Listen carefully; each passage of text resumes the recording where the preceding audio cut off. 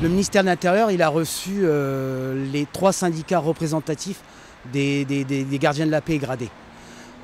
Et en fait, il a écarté purement et simplement le reste des fonctionnaires qui travaillent dans la police. On nous a mobilisés pour les Gilets jaunes et on estimait qu'on aurait dû être reçus, parce qu'en fait, l'intersyndicale, quand elle a été reçue, c'était un peu dans le cadre des Gilets jaunes. Voilà. Il y a eu énormément de travail.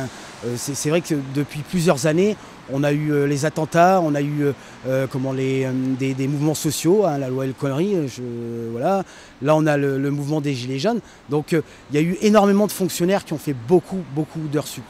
Comprenez que derrière aussi, c'est aussi sur la vie privée que ça empiète.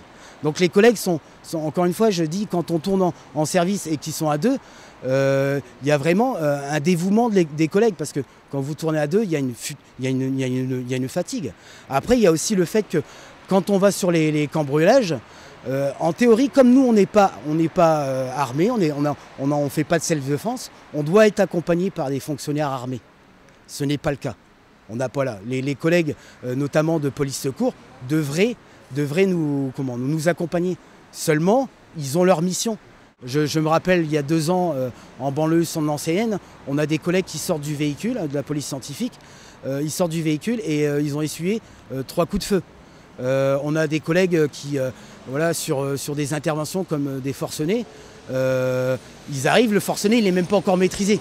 Ils arrivent alors que le forcené tirait au niveau d'un immeuble.